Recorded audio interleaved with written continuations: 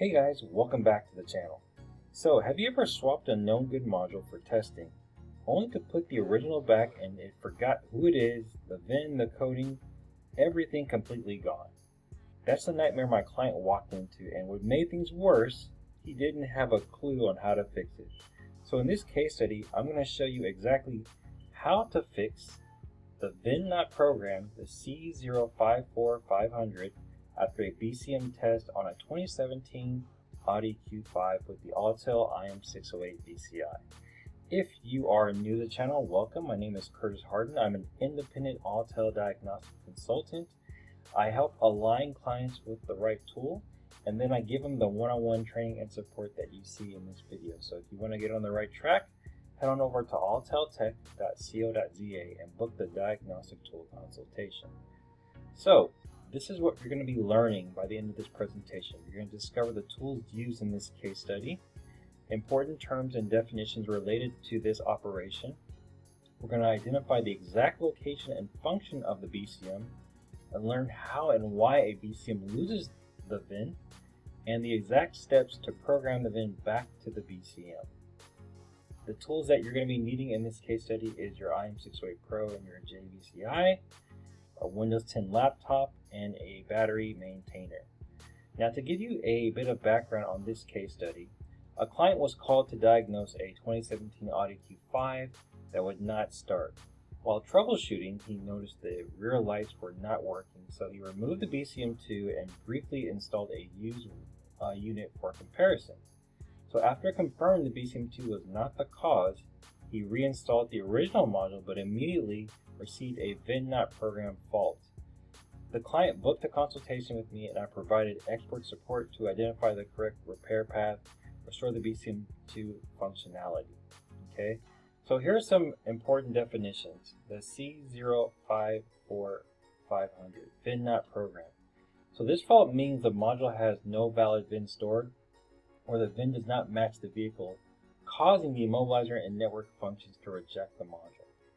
Alright, next term, online coding. Alright, and this is with the Autel aftermarket tool. So when we talk about online coding with Autel or aftermarket tools, here's what's really going on. The tool connects to the manufacturer's Autel cloud database, not Volkswagen or Audi's factory servers.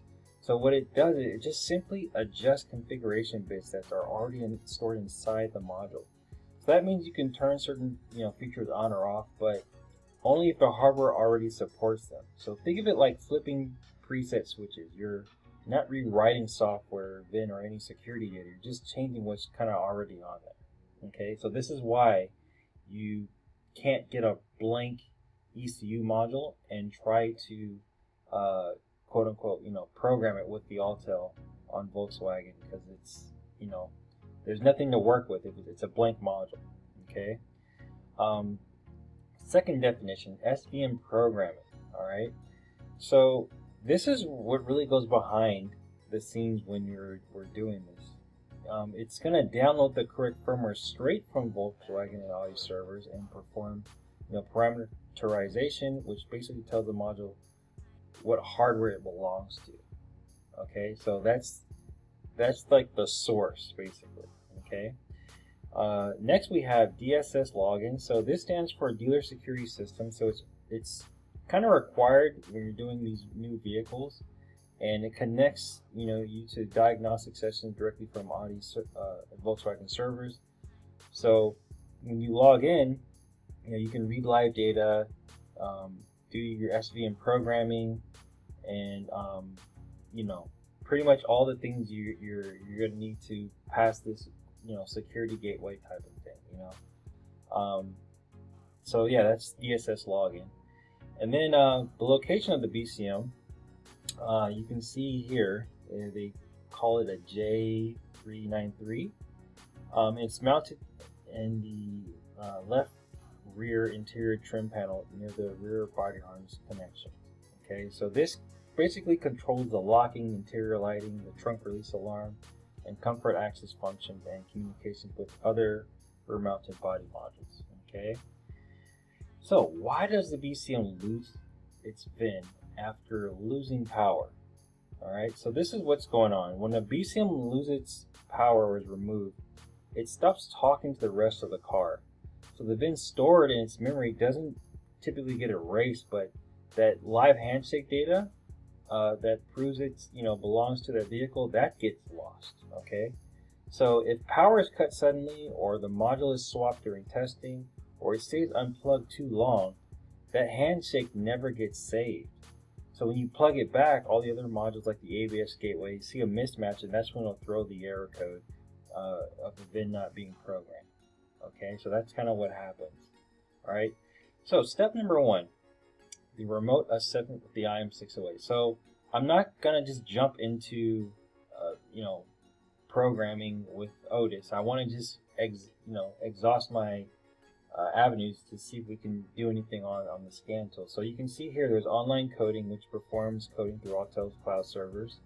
There's cloud backup, which I recommend doing when you're working on any Volkswagen Audi, because it saves the current configurations on Autel's cloud. Obtain backup is if you mess up something, you can obtain those values back.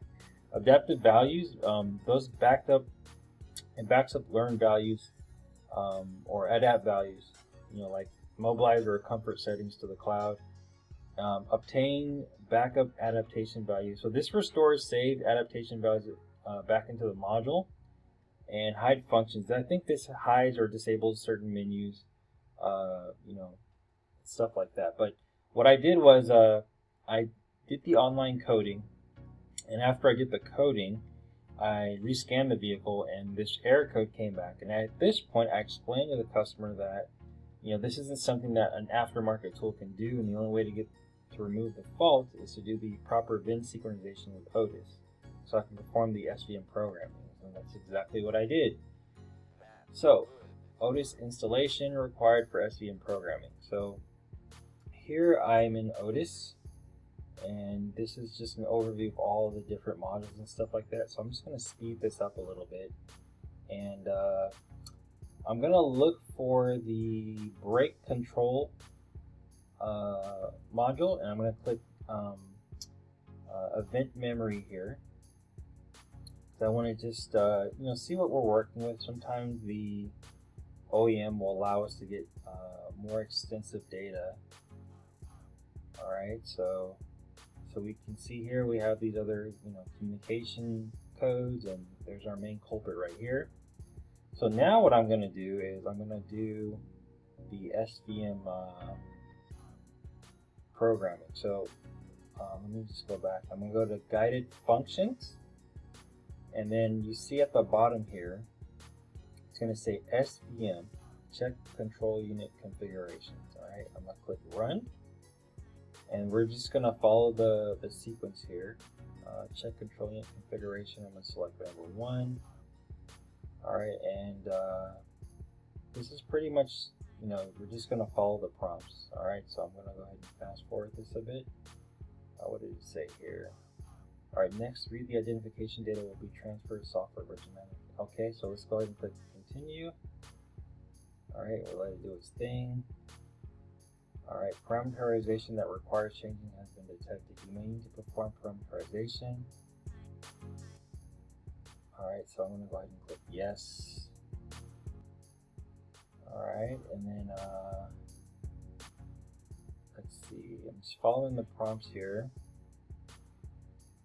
All right, so when that's done, we'll get a confirmation. All right, it'll take us back. And then once I do that, I'm going to do the next step, which is the TPMS initialization. Okay, so I'm going to go to the TPMS module, guided functions, and we're going to go to, where is it? Okay, let me read the, so this is the ABS, my apologies. Alright, and you can see here in the ABS module, that's where that TPMS error code came up, okay? So what I'm going to do now, I'm going to get rid of this. Alright, so I erased it, and then from here, Let's see, end test programming, no events, okay. So end of test. Alright, so once that's done, we do the next step. And he told me after I did this, the dash had all this like Christmas lights going on here. Okay, so I wanted to go back and address this error code. Alright, so I'm going to go to the airbag control module,